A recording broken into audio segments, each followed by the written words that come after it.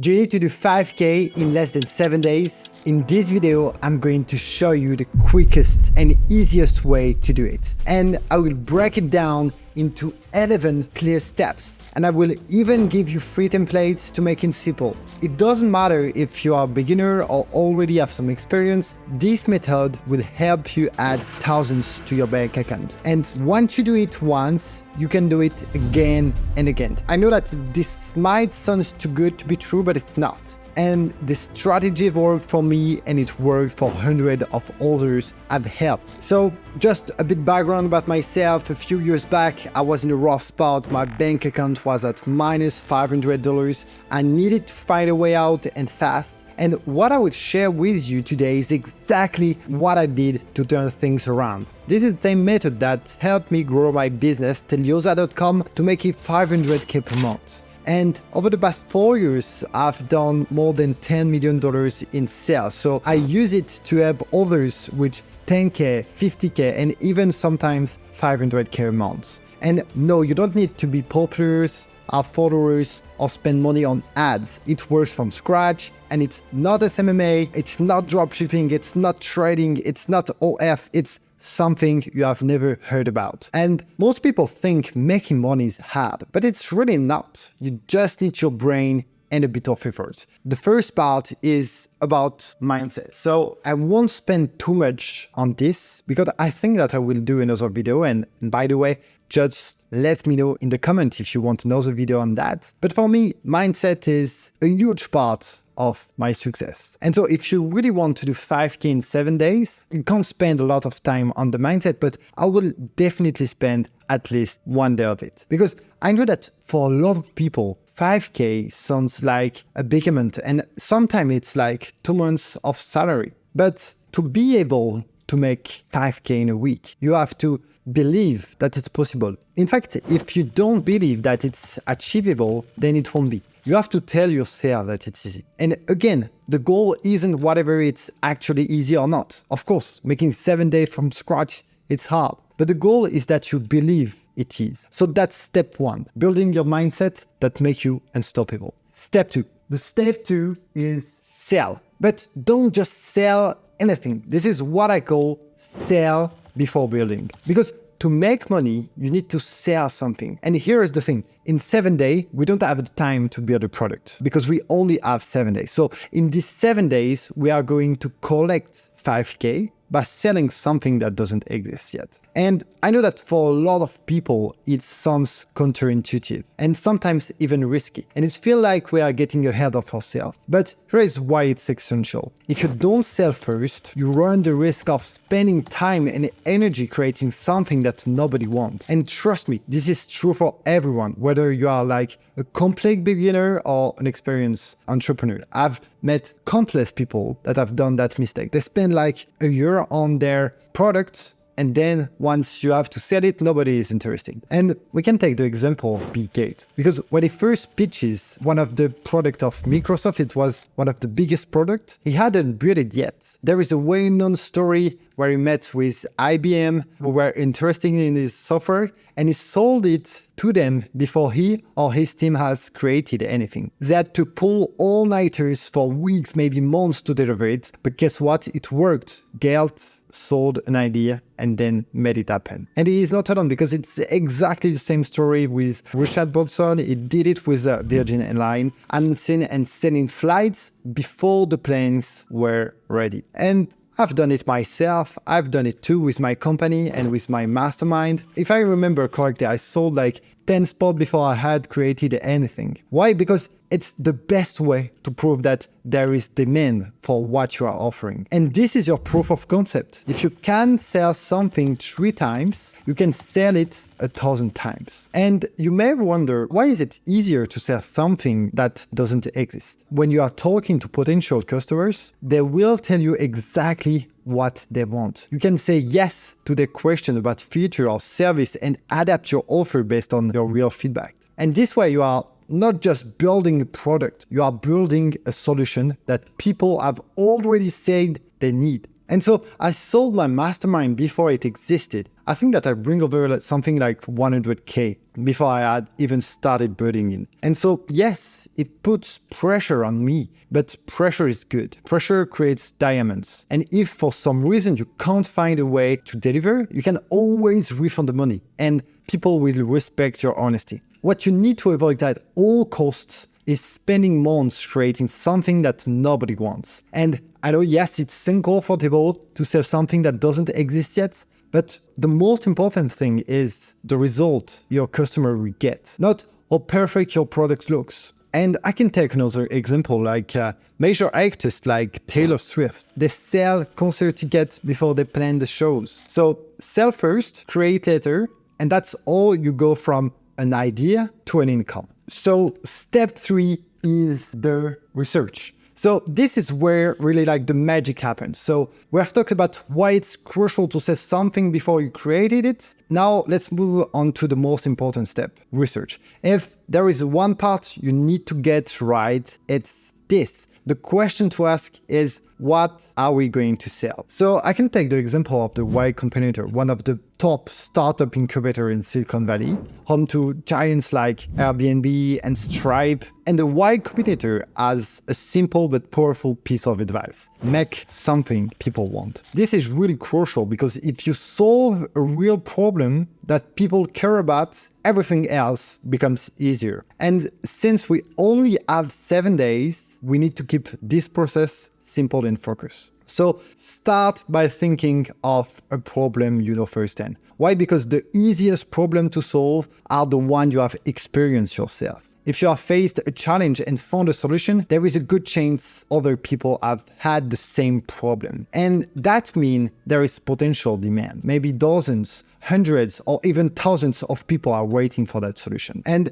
here is how I approach it. I ask myself, what problems have I solved? For example, I once helped my mom grow a therapy practice. And if she had that problem, surely others in her field did too. And because I knew this problem well, I understood this persona I was selling to. In this case, the persona was living with me. And so I was understanding completely the struggles and need of a therapist. And I can give you another example. Before helping my mom, I was a video maker, I was a photographer, and sometimes I was struggling to find new clients. And so I found a really good way to attract new clients thanks to Facebook ads and thanks to email and some stuff like this. And so I realized that it was a common challenge for many photographers in this industry. So I decided to explore it as a niche and offered solutions to help wedding photographers attract more clients and secure more booking. And so I ended up earning several thousand euros by focusing on that niche. And remember, you are not married to your niche, you can pivot later. And so it's exactly what I did. When I found a better niche, I switched to the therapist niche. And so when you are choosing your niche, keep in mind that most niche falls into 3 main categories. So, okay, this is the first one. The second one is wealth. Yeah, my writing is terrible, but you get the idea. And the third one is relationship. And if you dig deep, nearly any problem you encounter can be tied to one of these areas. Understanding this can really help you narrow down your research and find a problem worth solving that people will pay for. So yeah, health, wealth, relationship stuff. And the interesting part is that within this broad niche, there are countless sub-niches. So let's take the health niche, for example. I have multiple friends that are helping people lose weight. So the losing weight industry is a huge one. Then in health, we have, for example, the muscle gain. This is a huge one. So those two are sub-niches, okay? And you have sub-niches. So for example, in the weight loss niche, so it's a sub-niche of the health. We have, for example, I know that in my mastermind there are people that help, for example, women who are over 40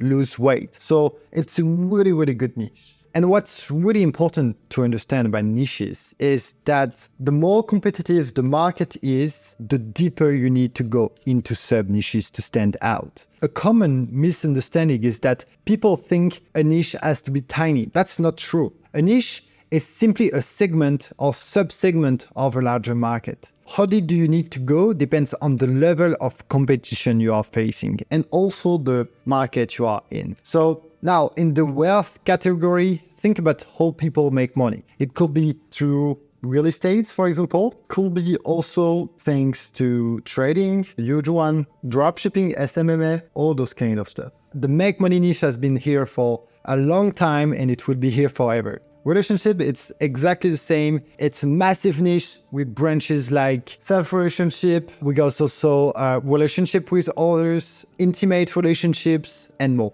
And one that is really strong is like seduction. Seduction, it's something that we don't see a lot, but it's a huge one because sometimes it's a bit tricky to do some ads on the seduction niche. But there are like at least 3 people in my mastermind who help others find a partner and even like help them keep the relationship strong once they found it. And that's a sub niche within a sub niche. So it's really, really narrow because the market is really competitive. And the truth is that there are endless problems to solve. And even things that don't seem to fit in any of these categories usually do. Take art, for example. It might seem unrelated to those, but it falls under wealth, whether for status or as an investment. And don't underestimate the depth of potential sub-niches. And so, yeah, in the wealth category, for instance, you could go as specific as helping small business increase revenue by managing their social media. It's a random idea, but it shows how limitless these niches can be. And so the key is understanding where your niche fits. And so another thing that's really important is that don't ever think that one niche is better than another. Seriously, avoid that mindset because the best niche for you is the one that you enjoy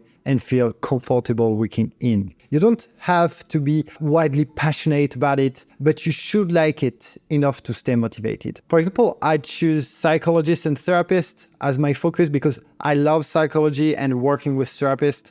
There are kind people who are making a positive impact, and that's how I picked my niche. And my mother was also a therapist, so it was really, really easy. So now let's dive into the importance of pain in choosing your niche. So the more painful the problem, the better it is for you to solve. And this is because people are driven by 2 core emotions, moving away from the pain and going into what we call the pleasure. Everybody is between like pain and pleasure. So it's moving kind of back and forth. And so I can give you an example. I joined a program run by a style coach who teaches people how to dress better. And so for many in that program, the struggle to dress confidently was like a big pain. So they were here. And it's a great example because it shows that even niches that don't seem obvious can work really well. And many people don't believe that this type of niche can be successful, but they do. And yet the guy, I think that is doing like 50K per month. So that's a real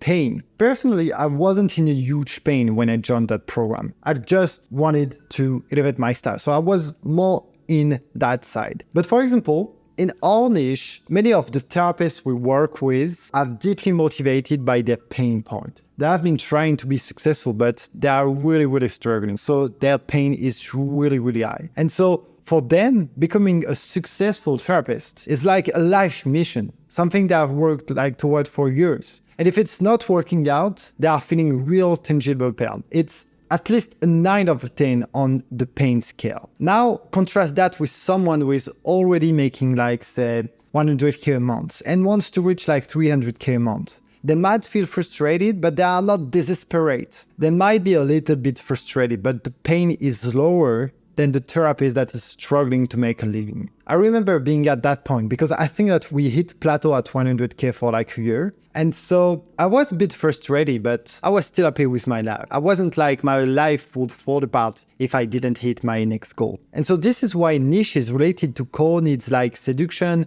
weight loss, or career success are always independent. They target deep pain points. And because they resonate so strongly with people's emotion and practical needs, they are evergreen. And so keep this mental model in mind. The broad niche of health, wealth, and relationship, the idea of solving painful problems, and the pleasure-pain spectrum. And I'm pretty sure that this framework will help you find your niche and help you in your research. So now let's move to the 4th step. The 4th step is your offer. So remember, we are working with a 7-day time frame here. So your offer is simply what you are selling. And so with limited time, you can't overthink the packaging. When I started, I didn't worry about all the details. I just knew how to help my mom get more clients. I knew how to build her website on WordPress, and I could basically run Google Ads. I didn't get bogged down with questions like, should we sign a contract? How long should it last? What if it doesn't work out? The same goes if you are launching a coaching program. Should it be 3 months, 6 months, or a year? Honestly, it doesn't matter that much at first. You can be flexible and adjust as you go. The goal here is to focus on delivering value quickly without getting stuck on the small details. All you have to do is sell, and don't let the fear of it hold you back. If for some reason you can't deliver, you can always refund the client. For example, if you initially thought it will be a 6-month program, but realize that it's not feasible,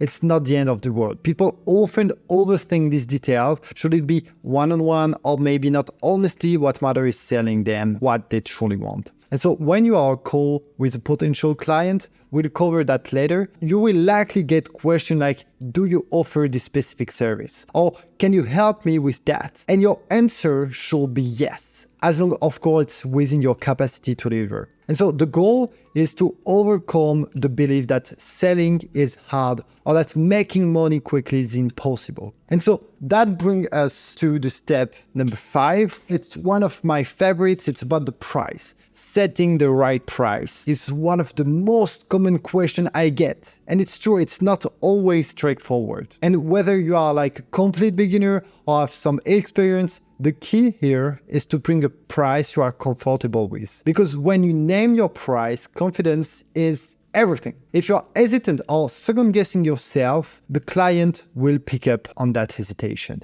You need to be able to give the price without any hesitation. And if people sense uncertainty in your voice, the sale isn't going to work. So think about it. What's the price you are comfortable with? Is it like 1K or 2K, 3K, or even 5K? Would you rather sell one thing at 5K or 5 things at 1K? It all depends on your comfort level.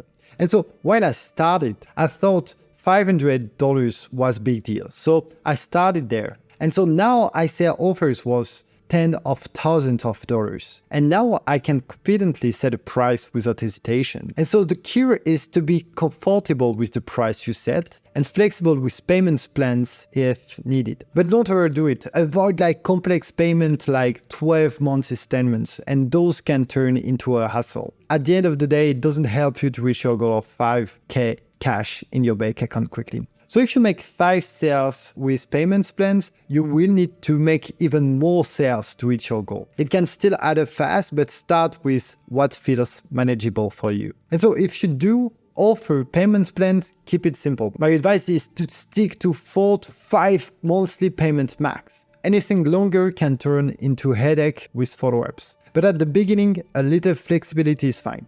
Now let's talk about pricing in a way that make it easier to find that sweet spot. And so I use something I call the price equation, which has really helped me. So the idea is to give as much value as possible, and that value is made up of 4 main elements. And so the first element is the outcome. So what is the dream outcome that the person wants to achieve? And so let's keep it simple. So say someone struggling with severe obesity wants to lose 50 pounds. In this case, the dream outcome is losing 50 pounds. But then we have to consider a few other factors. So first, let's talk about the probability. Not just any probability, but the perceived probability. This is what the person believes their chances of success are. They might think, okay, I want to lose 50 pounds, but how likely do I feel I really am to accomplish this? This perception of probability is crucial because it directly impacts the perceived value of your offer. Next is the time. The time is really important. How long will it take to achieve this result? And so the more time it takes, the more patience and commitment they need, which can affect their willingness to start. Then there is the effort and the sacrifice. How hard will this be? Losing 50 pounds isn't something that can be achieved in a week. It's going to take significant lifestyle change, possibly hours in the gym, and a complete diet overhaul. While the dream outcome is clear, the perceived probability might be low if they have tried countless diets in the past that didn't work. Sure, others have done it, but for me it's going to be tough. And here is why that matters. When the perceived probability of success goes down, so does the perceived value of the program. This is why coaching programs for weight loss tend to cost less than something like liposuction. Even if both aim to achieve the same results, liposuction is seen as faster and nearly effortless. No gym sessions, no modes of dieting, just results in hours. And so this framework helps you understand why people are willing to pay more for certain solutions over others. And so the clearer the dream outcome, the higher the perceived probability of success, and the shorter the time and effort involved, the more valuable your offer is perceived in their eyes. Now, just one operation like liposuction isn't a small thing, but in terms of effort and sacrifice, it's actually pretty minimal for the person. Plus, the perceived likelihood of success is huge. We can take another example. It's similar of how people approach anxiety. You can choose meditation, which requires time and consistency, or you can just take a pill like Xanax or an antidepressant. And this is exactly why the big pharma market is worth billions, while the meditation market isn't nearly as large. Because the perceived probability of success is higher with a pill. The time needed is lower, the sacrifices are minimal, and the dream outcome is more immediate. All these factors add up to create a higher perceived value. So when you are thinking about your own offer, keep these four characteristics in mind: the dream outcome, the perceived probability, the time and sacrifice it takes to achieve. So this is the value. And this is what ultimately helps you determine the right price for what you are offering. And so this model can be a game changer for answering that big question: at what price do I sell what I do? So that's it for the point number 5. Now let's move on to the point number 6. And number 6 is your message. How to craft your message. Picture this. On one side, you have what we call your niche. On the other side, you have yourself. And so your message is like this wavelength. And to reach your audience, you need to be on the same frequency. So let's say that your niche is at this frequency, you need to be at this frequency, exactly the same. Because if the wavelength is not the same, like this one, you will not reach your niche. Think of it like turning into a radio station. When you are on the right frequency, you read everything clearly. It's the same with your message. The clearer and more aligned it is with your audience, the stronger the connection. So how to create a message that resonates? So here is the good news. If you have done your research right, so this step, your message will almost write itself. In its simplest form, a great message can boil down to: I help specific audience achieve specific outcome by unique approach. And so, for example, it's I help specific audience is the therapist achieve specific outcome. The specific outcome is grow the practice by unique approach or special mechanism or unique mechanism. And all unique mechanism is Google language to attract client. And so these formats show that you understand your niche, their goals, and how you can uniquely help them reach those goals. The simpler, the more direct your message, the more powerful it is. And so this exercise helps you see how well you have managed to synthesize and understand what you are offering. And remember, simplicity is the ultimate sophistication. Einstein said it. So the goal here is to simplify as much as possible, making the rest of your process easier. And so it's like a video game. You complete step 1, then step 2, 3, 4, 5, 6, and you will succeed. And so you can consider each step as a level. I remember when I was playing Call of Duty when I was young, I was trained to beat all the levels. And so, entrepreneurship is a bit like video games. The better you define each part, the easier the journey will be. So step 7, and the step 7 is the launch. So by this point, you have done all the groundwork. Now it's time to launch. If I had to sum up the launch in one word, it would be visibility. I will walk you through the details, but the key takeaway here is that everyone needs to know what you are doing. So share your message everywhere. Don't worry about having a huge following, whether it's on Facebook, Instagram, or even direct message.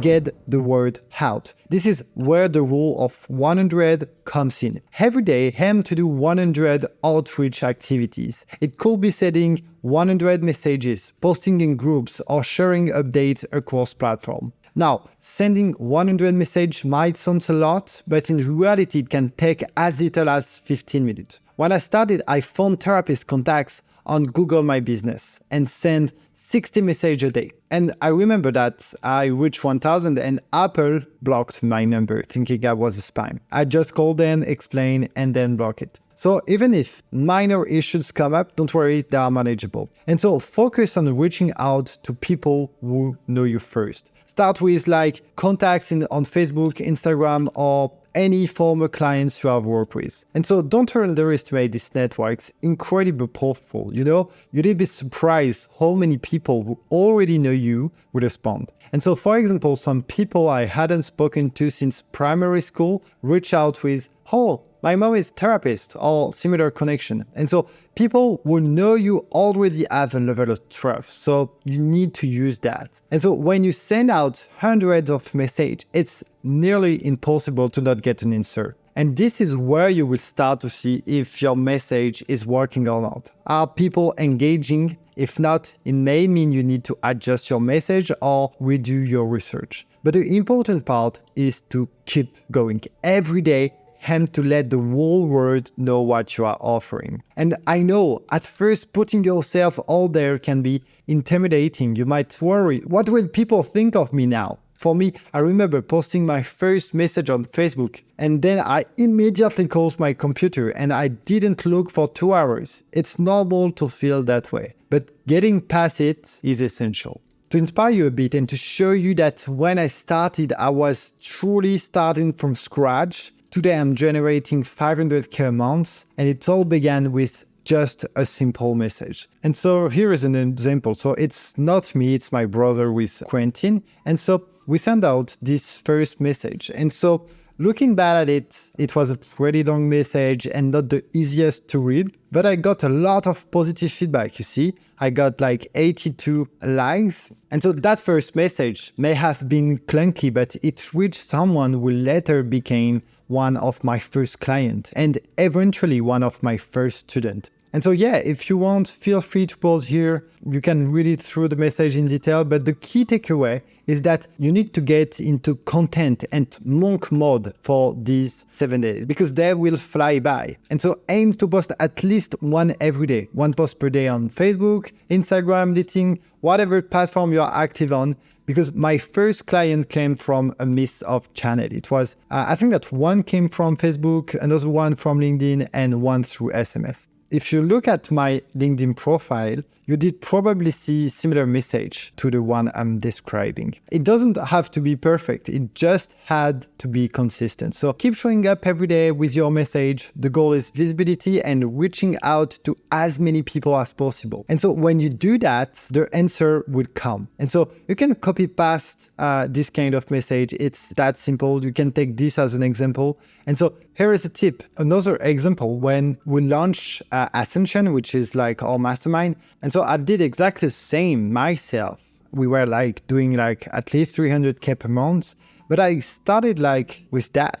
When we launched Ascension, I follow exactly the same method. I crafted a message, share some exciting news about the launch, and include a personal touch. And so the first message may not have been perfectly polished, but it still worked. That launch generated over 100k, thanks to the trust we had built with previous clients and students who knew and trusted us. And so the key takeaways: don't worry about perfection. Use messaging that speak directly to your audience need and belief. And also share a testimonial when possible. And if you already have clients or followers, leverage that trust. These methods work because it's real, tested, and based on genuine connections. We used exactly what we had on hand, and it worked incredibly well. So now let's move on to step number 8. And the step number 8 is prospecting. And so once people start reaching out, the next question is, what messages should you send? And so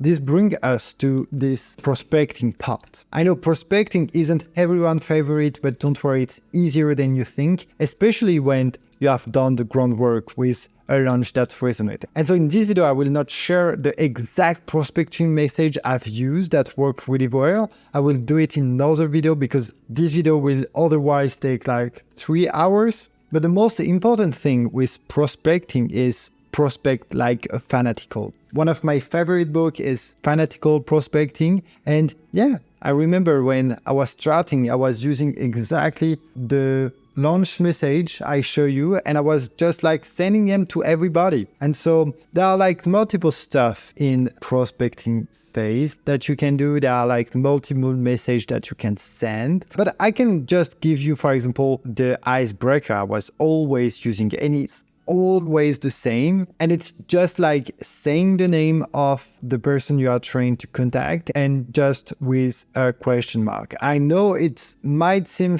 a bit silly, but it worked really well. And then from here, I was just like waiting for an answer. I wasn't pitching anything. I was just trying to get in contact. And so when I was in contact with this person, I was just trying to get on a call, okay? And so, yeah, that's it for this quick phase. Remember, we are working with a 7-day window to make 5K with no ad spend. So prospecting is our only option. And yes, I know it can feel repetitive and sometimes tough. When I was prospecting through SMS, I had a range of response. And when I was prospecting, and it was just hard. That's just how it is. And so after prospecting comes the sale phase. So it's what I call the close. This is where we focus on actually closing the sales and making sure that money lands in the bank account. And so a quick side note, never say I'm going to try. Trying is a weak word. Instead, say I'm going to do it. And so this is where we focus on actually closing the sale and making sure that money lands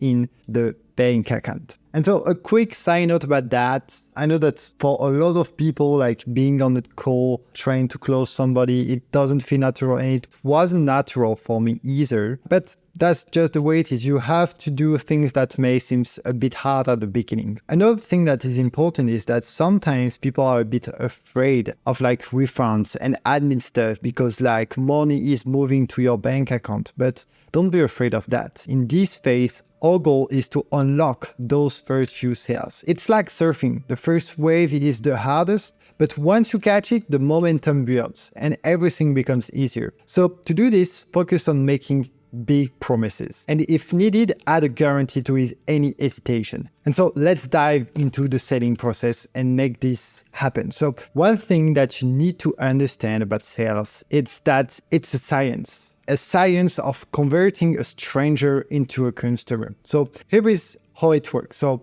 every person starts in their current situation. That's what we call situation A. Then something happened to trigger a reaction, and that's what we call a stimulus. And the stimulus could be an ad, a social media post, or any marketing message. And in my case, it might be an ad.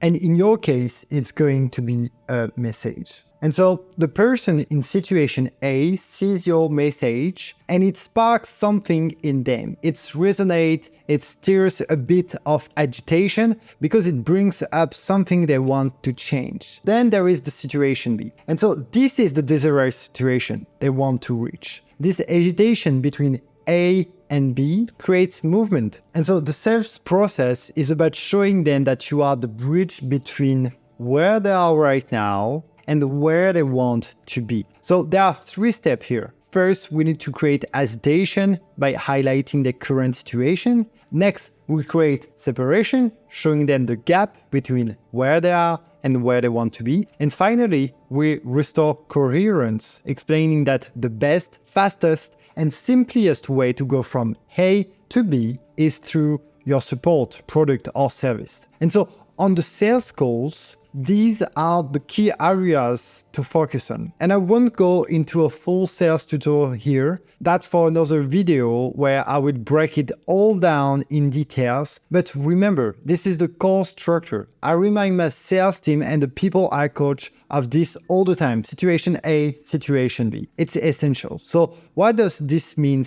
in practice? It means helping the person understand where they are right now and where they want to go. If you can do this, you are already making great progress. Ask meaningful questions to go deeper. For example, if you are speaking with someone who's struggling with weight, you might ask, how do you feel about your children seeing you like this? Questions like dig into the emotional impact. And in B2C niches, it's not uncommon for people to get emotionally on call. And that's okay. It's part of helping them face the reality of their current situation. And so sometimes the salesperson feels more concerned than the client. I remember speaking once with a psychologist who had just 1 month left of employment benefit, 3 kids support, and no clear plan. I was more stressed for him than he was. This is a reminder of the importance of our role in helping clients see where they truly stand. And so the question you need to ask your prospect should make them confront their current reality. For example, you have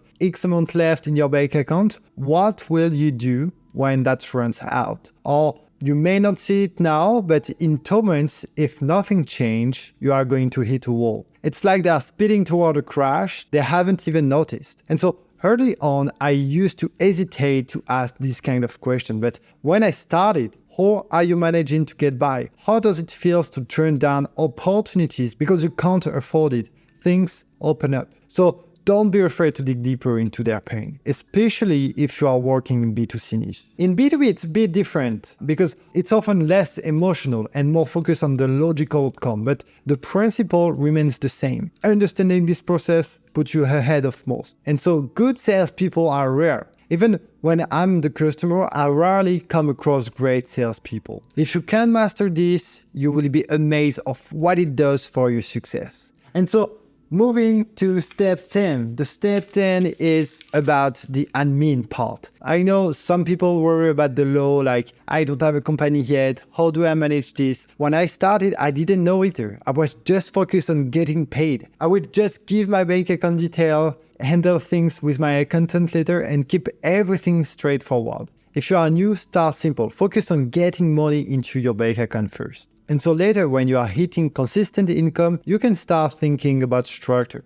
Step 11, the last part, is building your program. So how do you actually create the content that delivers value? What you deliver will depend on what you are selling. It might not even be a program. When I first started, I sold websites. It was straightforward because I did everything for the client. I created a template, customized it, and delivered the final product. And the client didn't have to do much, which made it easier to deliver. But when it comes to a program, you are not just delivering something. You are guiding people through it. You need to coach, motivate, and make each step clear and simple so even someone unfamiliar with tech can follow. If you are creating a 12-week program, build it 1 week at a time. And so, for instance, when you sell it, let clients know it starts next Monday. You can create the first week content as they work through it. You will prepare the following week's material. And so sometimes you can even start the program a month after the initial sales, giving yourself extra time to develop it. And